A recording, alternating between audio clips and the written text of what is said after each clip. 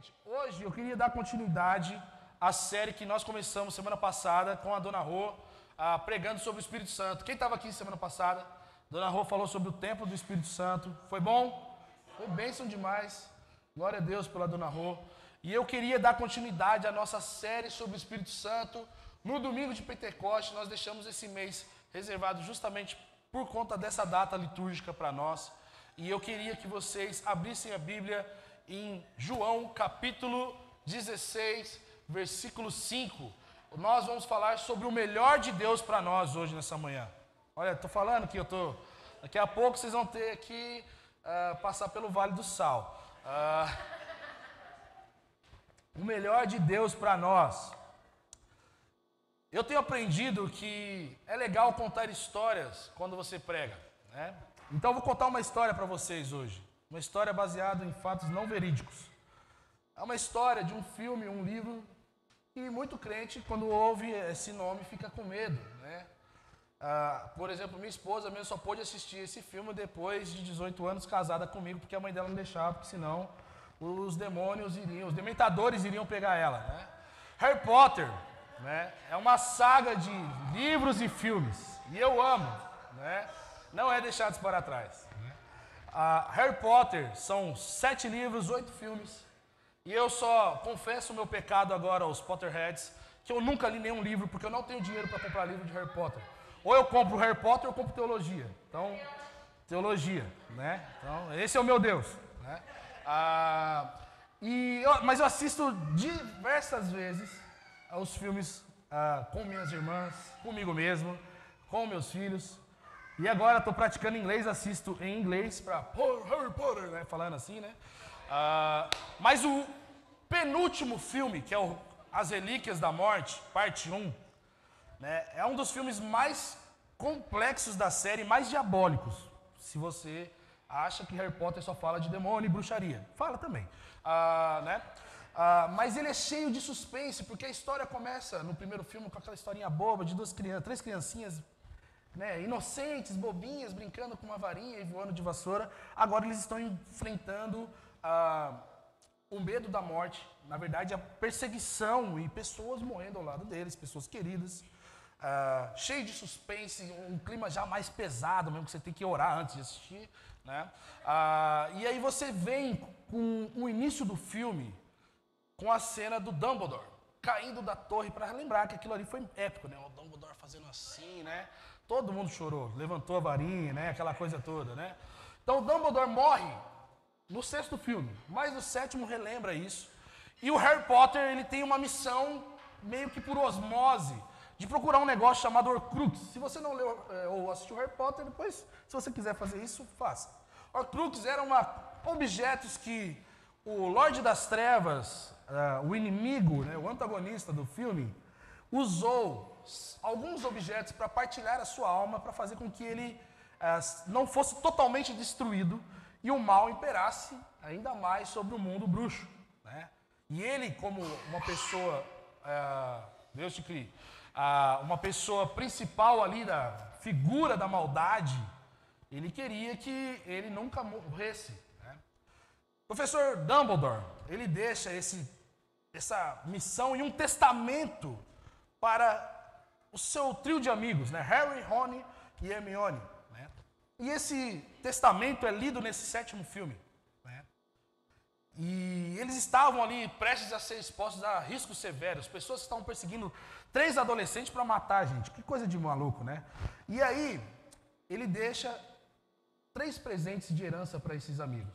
O primeiro é um livro do Conto dos 3 Irmãos, ou Conto dos 3 Bruxos. Meu Deus do céu. Ele deixa isso para Hermione, que gostava de ler. E esse livro vai falar justamente das relíquias da morte que o mundo bruxo contava da história.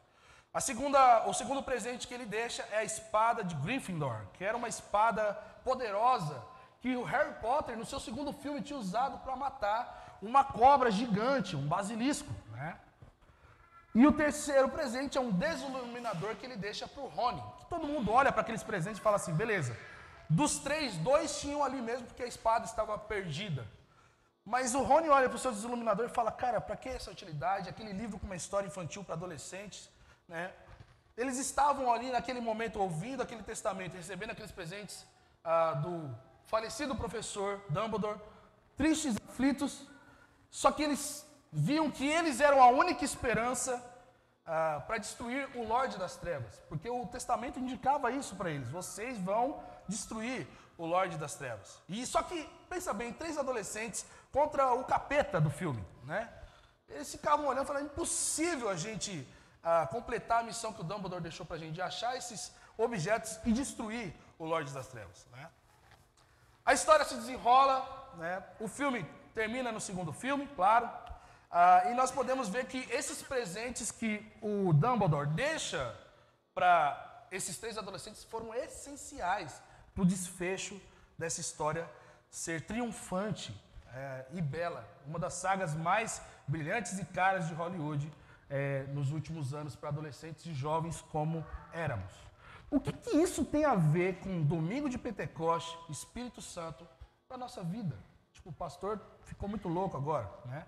Quando nós nos deparamos com a realidade do Evangelho, gente, e a proposta de missão por si só do Evangelho para nós somos tomados por incapacidade, autodesprezo, medo e todo tipo de sentimento que nos leva a pensar na impossibilidade de a gente viver a vida que o Evangelho propõe para a gente viver. Porque o Evangelho é uma proposta para nós vivermos uma vida para a glória de Deus. E também é um chamado para nós anunciarmos a realidade que Cristo morreu pelos nossos pecados. E quando nós olhamos para a gente, às vezes eu não sei falar, pensa na história de Moisés, quando recebe o chamado de Deus na sarça ardente. Moisés fala: eu sou gago, eu sou de fala pesada, eu já matei gente, eu não sou capaz de completar a missão que o Senhor me deu. Todos nós somos tomados por esse sentimento. E é por isso que muitas vezes as nossas comunidades de fé, elas são apáticas à realidade da missão de Deus. Porque nós olhamos para a gente com autodesprezo. Além disso, nós somos tomados por medo, pela tristeza em saber que parece que nós não temos quem nos console nesses sentimentos. E aí você vê um monte de gente cada vez mais se afundando no poço. Eu não presto para nada, eu não valho nada. E aí a gente fica todo machucado. E é nessa hora que nós estamos tristes, cheios de ressentimentos, que nós devemos nos ater à promessa e ao ministério que o Espírito Santo tem sobre nós. Eu queria que nós lêssemos João capítulo 16. Versículo 5 diz assim: agora, porém, vou para aquele que me enviou, e nenhum de vós me pergunta: para onde vais? O vosso coração encheu-se de tristeza, porque eu vos disse essas coisas. Todavia, digo a verdade, é para o vosso benefício que eu vou. Se eu não for, o Consolador não virá a vós, mas se eu for, eu o enviarei. E quando ele vier, ele convencerá o mundo do pecado, da justiça e do juízo. Do pecado, porque não creem em mim. Da justiça, porque vou para o meu Pai e não me vereis mais. E do juízo, porque o príncipe deste mundo já está condenado. Senhor, nós oramos pedindo a sua graça sobre nós agora, Deus. Fale conosco, enche o nosso coração das verdades de Deus, para que nós saiamos daqui transbordantes, alegres pela salvação, pela obra de Cristo sobre nós. Em nome de Jesus. Veja bem, nós acabamos de ler um texto que é parte de um diálogo que começa lá no capítulo 13. Jesus ele está aqui lidando com seus discípulos que estão com medo, apavorados, tristes, mas ele está dando instruções aos seus discípulos de como eles deveriam viver, sabendo que Jesus estava caminhando para a sua morte, e depois de sua morte ele iria ressuscitar como ele havia prometido, mas depois da sua ressurreição, os discípulos não teriam mais tempo com Jesus como eles tiveram nos últimos 3 anos. Vale ressaltar para a gente, que o Evangelho de João é o Evangelho com maior quantidade do ensino do Espírito Santo para nós. Essa conversa, nós começamos ali no capítulo 13, onde Jesus começa a preparar o coração dos discípulos sobre a sua morte, sua partida para o Pai, e Jesus lava os pés dos discípulos. Jesus está dentro do cenáculo para celebrar o último jantar de Páscoa com seus discípulos. Ele já tinha falado da sua partida E já tinha até falado para João, João, quem eu entregar esse pedaço de pão é que vai me trair. Então todas essas coisas já tinham acontecido. No capítulo 14 nós vemos Jesus falar da necessidade que ele tinha de ir para o Pai, porque ele iria preparar moradas, e ele promete para nós que ele não nos deixaria órfãos no capítulo 14, e ele estava prometendo outro Paráclitos, ou alguém que o substituísse na sua ausência física, corpórea, mas com o mesmo poder, com a mesma glória, com a mesma divindade que é o Espírito Santo. No capítulo 15, se você for ler, nós vemos palavras sendo ditas por Jesus que ofendiam esses discípulos que estavam lidando, tipo assim, cara, eu vou perder o meu melhor amigo. E aí esse meu melhor amigo vai falar para mim assim, não, tá tudo bem. Não, ele vai falar assim, vocês vão morrer, vocês vão ser perseguidos, vocês vão ser odiados porque vocês me amam. Imagina receber essas palavras de alguém que você já está chateado porque ela vai embora. E aí quando você recebe, em vez de você receber aquela palavra de consolo, não, vai ficar tudo bem, não, deixa eu dizer para vocês, vai ficar pior depois que eu for. Os discípulos estavam ofendidos, eles estavam tristes ouvindo tudo aquilo, eles não estavam sabendo administrar essa realidade do desamparo que estava proposto diante dos olhos deles. Depois de um discurso de promessa de ódio, sofrimento, perseguição, morte, por serem discípulos desse mestre, agora eles vão se deparar com o consolo da missão do Espírito Santo vindo sobre eles.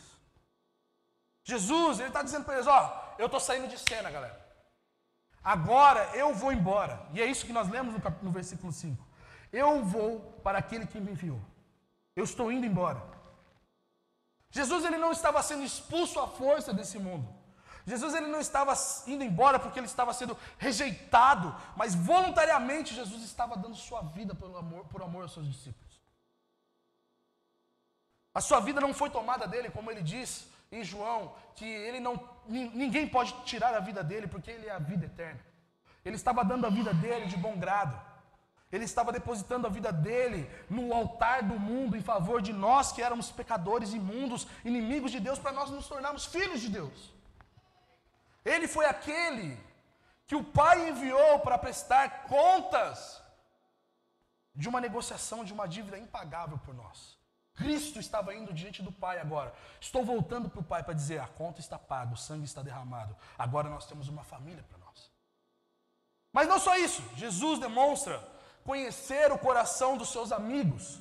Porque lá no capítulo 13 ele fala, não chamo vocês mais de servos, mas de meus amigos, de meus queridos. Jesus, ele conhecia o coração dos seus discípulos, que estava cheio de medo e tristeza. Ele estava tentando procurar sentido para aquela tristeza. Porque aquela tristeza não tinha sentido para alguém que tinha encontrado a vida eterna, como aqueles discípulos tinham encontrado Cristo. Todas as pessoas, meus irmãos, que encontram Jesus, depois de caminhar com Ele, depois de viver a experiência do novo nascimento, de ser abraçado e amado por Cristo, não consegue ver sentido na vida sem andar com Jesus. Ou sem ter a presença de Jesus com eles. Graças a Deus que nós não vivemos mais na dispensação em que o Filho de Deus estava encarnado nos nossos olhos, mas esses discípulos não tinham aquilo que nós tínhamos nesse momento, que era o Espírito Santo. Nós temos essa presença magnífica que quando nós olhamos para os nossos dias difíceis e falamos, sem Jesus estaria muito pior. Os discípulos até então só tinham Jesus presencialmente ali com eles. Os discípulos tocaram Jesus. João vai dizer isso na sua primeira carta, aquele que nós vimos, ouvimos e apalpamos. Eles estavam com medo de perder isso e eles estavam vendo que eles iriam perder isso. Isso era motivo de tristeza para esses discípulos, irmãos. A ausência da presença de Jesus. Esse sentimento que os discípulos estavam cultivando parece até mesmo piedoso para nós. Só que era um sentimento de desesperança. Era um sentimento de, caramba, 3 anos perdido. O nosso melhor amigo está indo embora. E ainda faz todo esse discurso belo, filosófico para a gente. A notícia de que Jesus iria embora, meus irmãos, deveria gerar mais questionamentos para aqueles discípulos. Falar, tipo, tá, você vai embora, você vai para o Pai, mas e aí? Como vai ficar a gente? O que vai acontecer? Qual que é os próximos passos? O que nós precisamos fazer para que o reino de Deus seja estabelecido na terra? Como Pedro vai perguntar em Atos capítulo 1. Ou, Jesus, o que você quer que a gente faça depois da sua partida para o Pai? Já que nós evidenciamos de que você verdadeiramente é o Filho de Deus. Não, os discípulos estavam tristes. Eles estavam fechados. Em vez de gerar questionamentos que pudessem expressar um espírito perseverante na missão e no amor a Jesus, eles estavam com seus ressentimentos por causa da perda do seu amigo. Cristo já havia dado a notícia e a promessa do Consolador, meus irmãos. Todavia, eles preferiram encher o coração deles de tristeza e não de expectativa por esse Consolador. É falha e tolice comum de muitos cristãos, inclusive eu, que sou melancólico muitas das vezes, permanecerem no lado escuro da nuvem e meditarem em nada além de terror e fazerem os ouvidos moucos à voz da alegria e do júbilo da promessa de Deus. Muitos de nós, inclusive eu, nós caímos nesse lugar. Nós achamos que Deus não é suficientemente poderoso para cumprir a promessa do consolo sobre nós. E nós entramos nesse lugar de tristeza, terror. Esquecemos de ouvir a voz que prometeu que estaria conosco até a consumação dos séculos.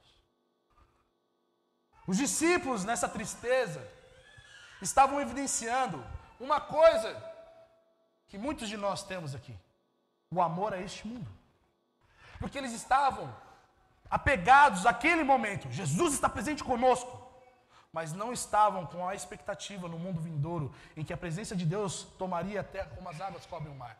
Mas para que isso acontecesse, era necessário a vinda do Consolador. Eles estavam muito apegados ao tempo presente. Quando nosso Senhor nos chama para uma vida de sofrimento, nessa vida presente, na certeza de que temos um novo mundo a nos esperar. Eles estavam em conflito. Poxa, você era o Messias prometido e está falando para nós que nós vamos ser perseguidos, mortos, jogados a todo tipo de sofrimento. Você é um Messias fraco. Essa tristeza que os discípulos alimentavam em seu coração dizia isso. E quantos de nós, nas nossas dores, dizemos isso ao nosso Cristo? Quantos de nós, por causa dos nossos sofrimentos e problemas, que não são mentiras, são legítimos, eles doem, eles estão ali presentes, fazem com que nós esqueçamos do Deus que nós servimos, do Deus que triunfou sobre a morte. Esses discípulos não tinham provado desse testemunho ainda, e eles estavam com medo. Só que Jesus, ele fala: poxa, vocês não estão me perguntando porque vocês estão cheios de tristeza no coração de vocês. Mas eu tenho que dizer uma coisa, em verdade eu digo para vocês isso, para que vocês saibam que eu não estou mentindo. É para o vosso bem que eu preciso ir. E é isso que Jesus vai dizer no versículo 7. É para o vosso benefício que eu vou. Se eu não for, o Consolador não virá a vós. Mas se eu for, eu o enviarei. Jesus aqui, meus irmãos, está prometendo algo melhor e mais abundante que Ele mesmo para os seus discípulos.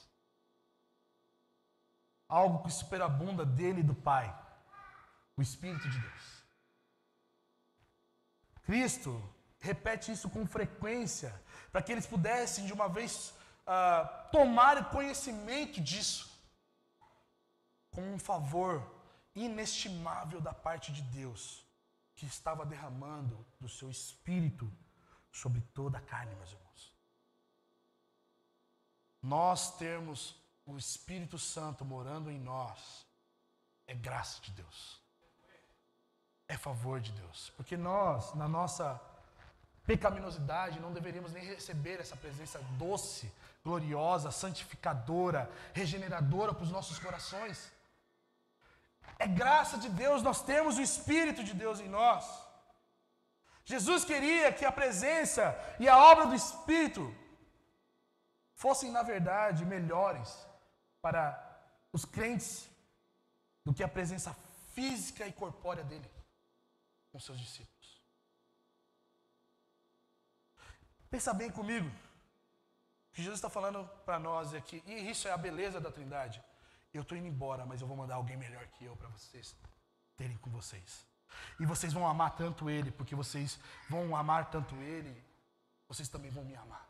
Porque Ele vai provocar amor em vocês para comigo e para com Ele e para com Deus. Ele vai fazer coisas maiores por meio de vocês. Ele vai fazer. Ele é o melhor de Deus para vocês. E sabe por que o Espírito Santo é o melhor de Deus? Ele era melhor naquele momento para os discípulos ouvindo isso, porque Jesus podia estar com cada crente em todo o tempo. Pensa bem, 12 discípulos, um amigo. Agora, uma família. De todo o povo, de toda a língua, de toda a nação, ao redor do mundo, com a presença desse Deus.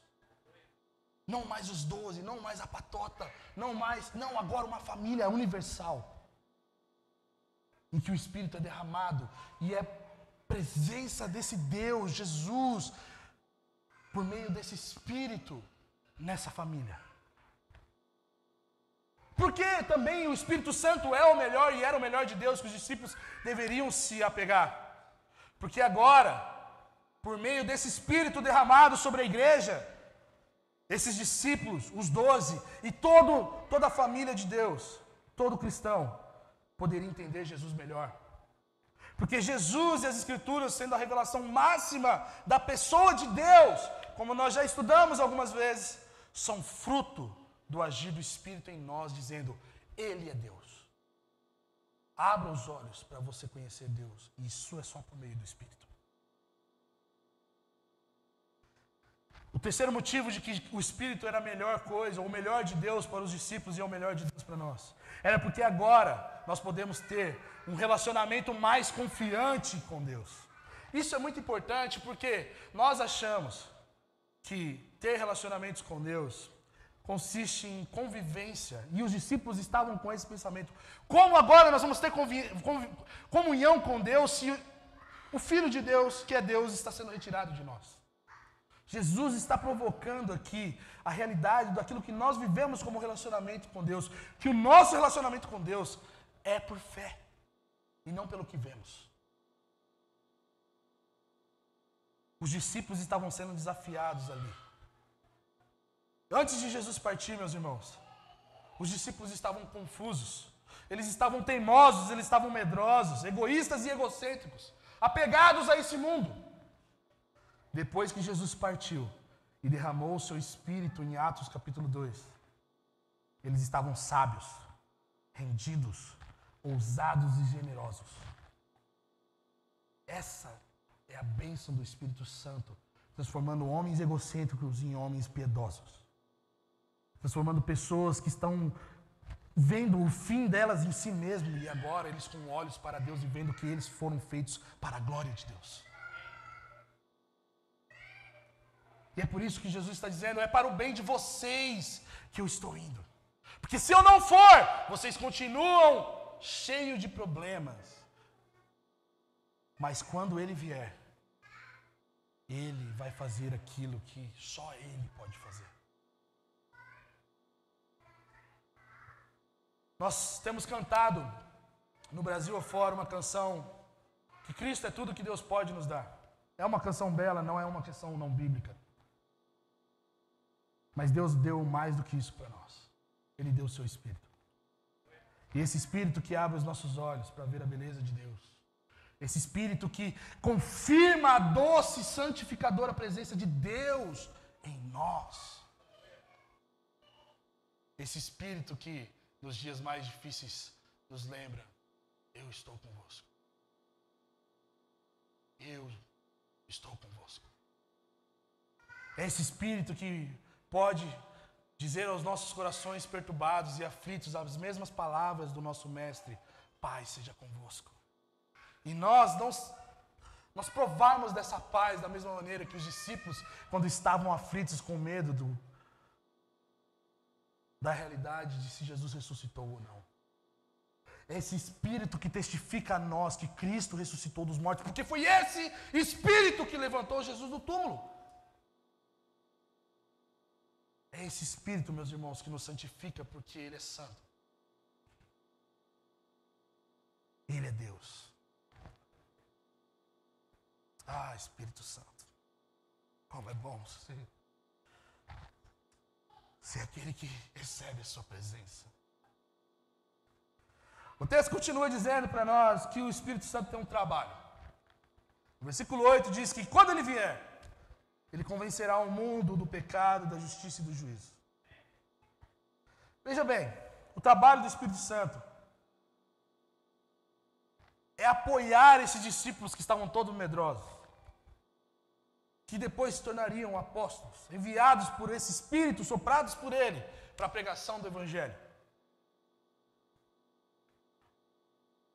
Com poder, sinais, e mostrando a autoridade desses homens vindo de Deus para serem arautos da verdade do Evangelho. Mas também esse Espírito testemunha por nosso meio, que recebemos ele, e para esses discípulos que estavam indo para a missão, a reprovação do mundo. E veja bem, gente, o Evangelho e a fé cristã não é moralismo, em que fala, olha, casamento monogâmico, casamento poligâmico. Não, o Evangelho é um convite a nós nos rendermos à santidade de Deus, e não à moralidade humana. E é por isso que nós precisamos do Espírito que testifica, o mundo não é santo. O moralismo humano não é santo. A lei do Senhor é santa. O Espírito Santo age como aquele que nos livra do engano, fazendo com que todos os pensamentos e conceitos estranhos sejam refutados, e as opiniões errôneas sobre Deus e sobre eles mesmos, que antes esses homens beberam e estavam possuídos por ela, fossem destruídas por esse Espírito. É claro que o texto vai deixar para nós dizendo que ele convencerá todo homem odiosamente do pecado. Ele que vai convencer cada ser humano da necessidade de obter justiça, tanto imputada na consciência, como também comunicada a isso. Tanto a justificação que vem de Cristo, que é imputada a nós, ele nos convence disso, quanto também a santificação que está em Cristo e é comunicada em Cristo e por meio de Cristo a nós. Esse Espírito faz isso. Charles Spurgeon, quando está pregando sobre esse texto, ele vai dizer uma coisa que é muito legal. Ele vai dizer assim, é maravilhoso como o Espírito Santo pode pegar um tolo e fazê-lo conhecer as maravilhas do fatal amor de Cristo. E quem faz isso? O Espírito de Deus, o Consolador de Deus. No versículo 9, João vai dizer que Jesus está falando ali que o Espírito Santo viria para convencer do pecado. E por que ele deveria convencer do pecado? Jesus vai dizer, porque eles não creem em mim. O nosso Salvador, Jesus, aponta para nós que o maior pecado da gente é a incredulidade. E esse foi o primeiro pecado lá no Éden. Não crer naquilo que Deus havia dito para eles. E ainda é a raiz de todos os nossos pecados. Você não vê pornografia porque você somente tem problemas com sexualidade. Você vê pornografia porque talvez você não acha que Deus seja a única fonte de sustento e deleite para a sua vida. Você e eu, nós não estamos afundados em todo tipo de lista de pecado, porque nós somos somente tendenciosos a isso. É porque no nosso coração existe uma raiz de incredulidade, de achar que Deus não é suficiente para nós. Por isso que o Espírito vem para nos convencer da incredulidade. A segunda coisa que o Espírito faz é nos convencer da justiça. Pois vou para o meu Pai. É isso que Jesus vai dizer no versículo 10. Cristo é justo. O justo a quem os homens rejeitaram, pois ele subiu ao lado do Pai, está à destra de Deus Pai, onde agora não poderia estar se não tivesse sido aperfeiçoado. E nós agora não temos mais essa visibilidade do Cristo justo em nossos olhos, e é por isso que nós precisamos de alguém para testemunhar da justiça de Cristo. O próprio retorno de Cristo ao trono do Pai prova que a justiça existe e convence os homens de pecarem contra ela. O mundo precisa de um testemunho, meus irmãos. O testemunho do próprio Deus a respeito da justiça de Cristo. É um santo testemunho da santidade e da oferta de Cristo em nosso favor. E sabe, não teria ninguém melhor para falar desse testemunho, para testemunhar, testificar ao nosso coração de que somos filhos de Deus, senão o próprio Deus. Porque eu posso passar horas dizendo que você é amado de Deus, você é isso, você é o pupilo, e se você não tiver o Espírito trabalhando nesse seu coração, você não é convencido. O testemunho do Espírito é poder de Deus que nos salva, meus irmãos. No versículo 11, vai dizer que nós somos afetados pela obra do Espírito que nos convence do juízo. E o versículo vai dizer que ele nos convence do juízo porque o príncipe deste mundo já está condenado. O Evangelho, meus irmãos, julga e destrona a realidade desse mundo.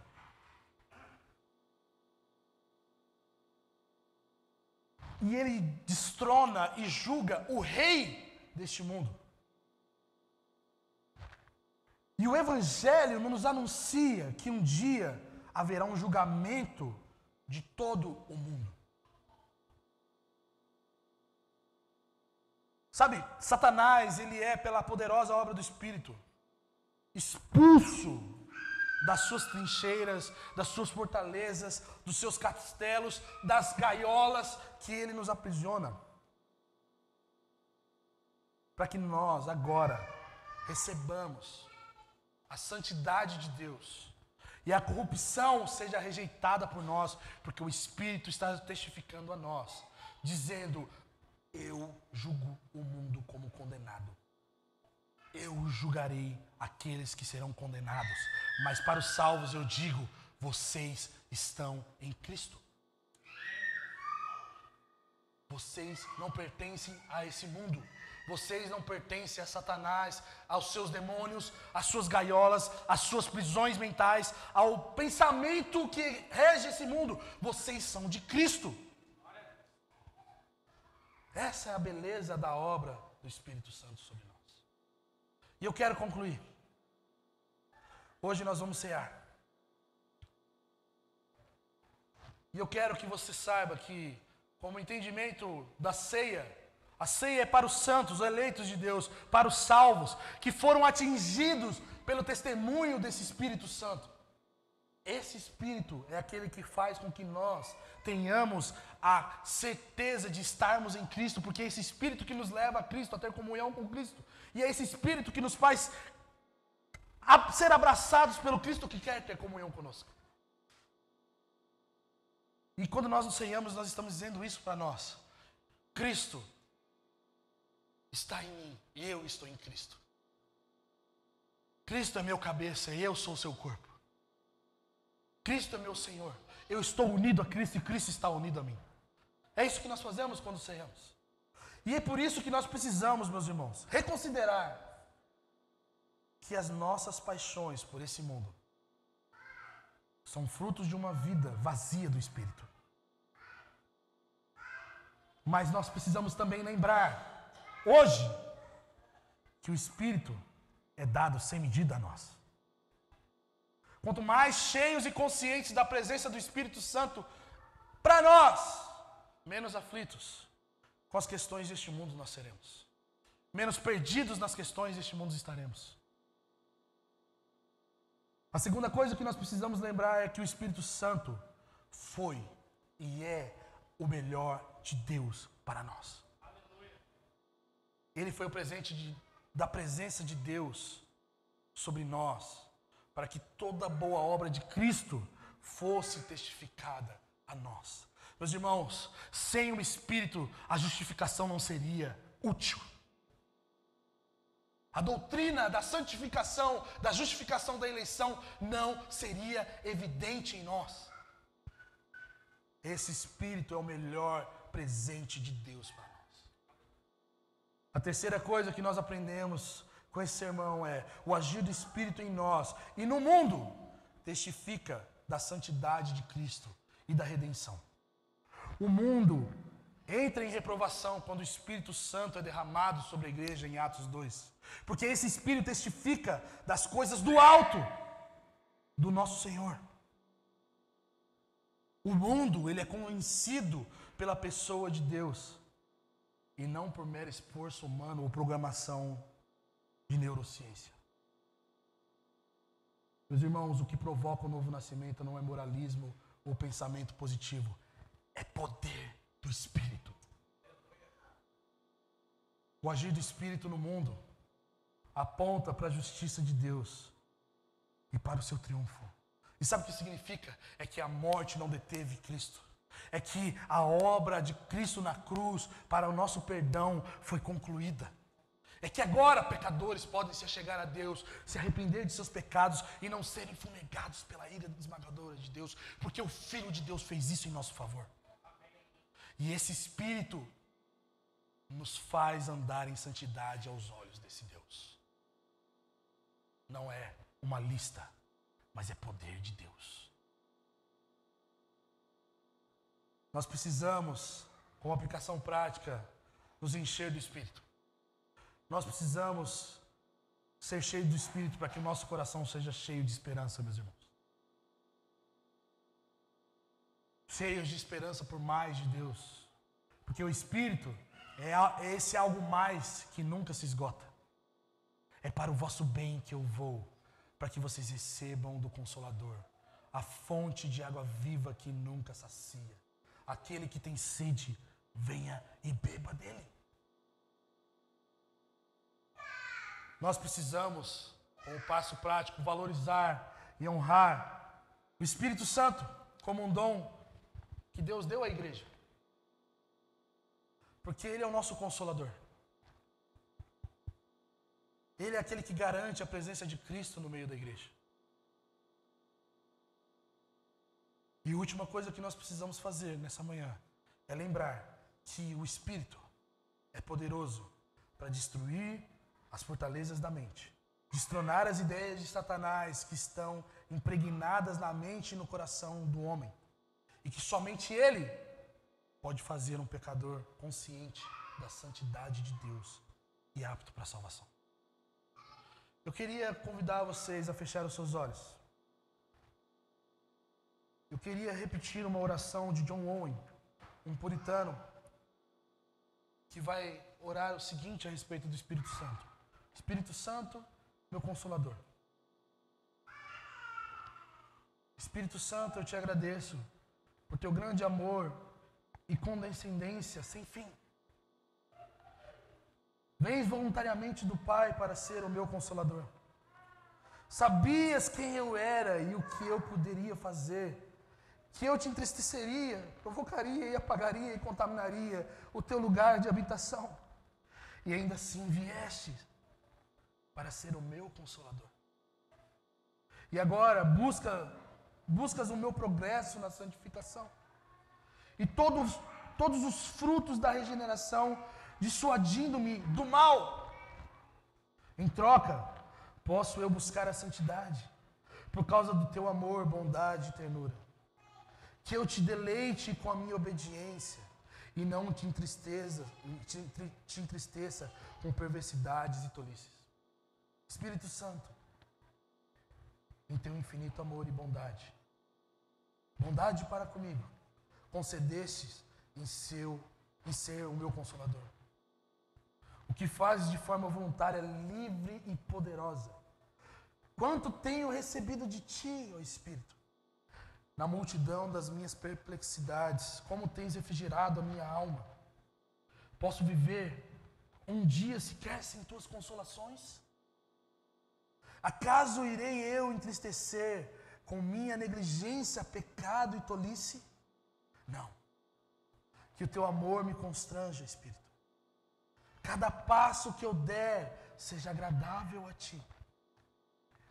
Que eu tenha comunhão contigo ao considerar-te pela fé como a fonte de todos os suprimentos e auxílios que tenho pela graça. de todas as boas intenções e motivos em meu coração, de todos os meus esforços e lutas contra o pecado. Tudo isso vem do teu amor, bondade e ternura. E assim que eu seja cuidadoso e vigilante ao empregá-los. Enquanto derramas o amor de Deus em meu coração, enquanto testificas a minha adoção, enquanto considero a sua presença e pondero em teu amor, bondade e ternura, que eu possa ser enchido de reverência por ti. E trabalhe por manter teu templo puro e santo. Tributo a ti louvor, gratidão, honra, glória e bênção pelos muitos favores e privilégios que de ti recebo. Essa é a nossa oração nessa manhã, Espírito. Nós te pedimos, encha-nos.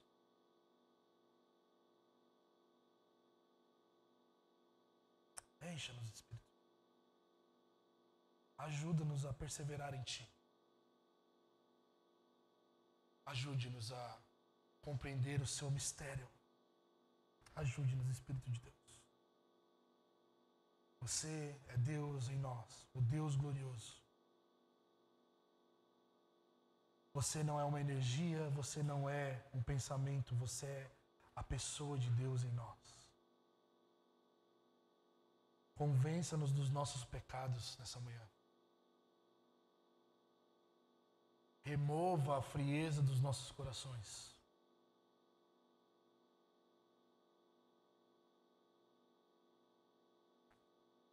Consciente dessa presença, meu irmão, sabendo que o Espírito Santo é o melhor de Deus para nós, ore no seu lugar pedindo mais dele.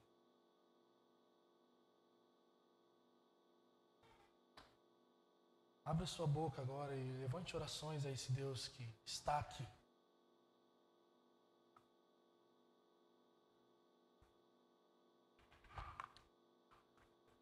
Ajuda-nos, Espírito de Deus. Ajuda-nos.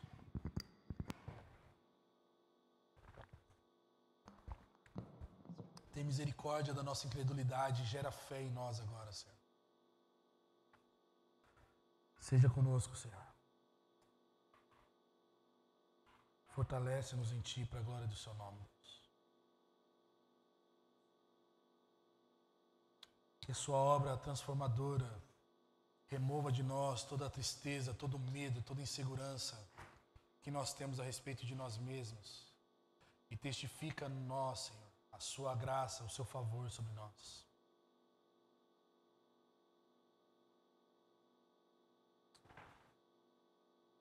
Nós oramos por meio de Você, Espírito, nessa noite, nessa manhã. Nós oramos com Você diante de Deus, na certeza de que Cristo está intercedendo por nós, para que nós tenhamos mais de Deus em nós.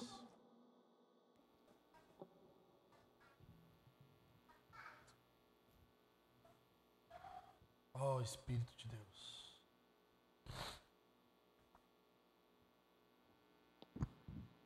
Encha os corações aflitos aqui da alegria transbordante da salvação.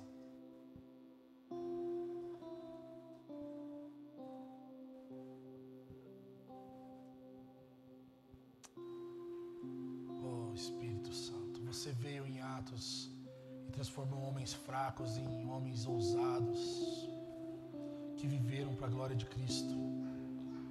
Venha nessa manhã sobre nós e faça isso, Senhor. Faça isso, Senhor. Transborde sobre nós para que nós venhamos viver para a Sua glória, Espírito de Deus. Em nome de Cristo Jesus.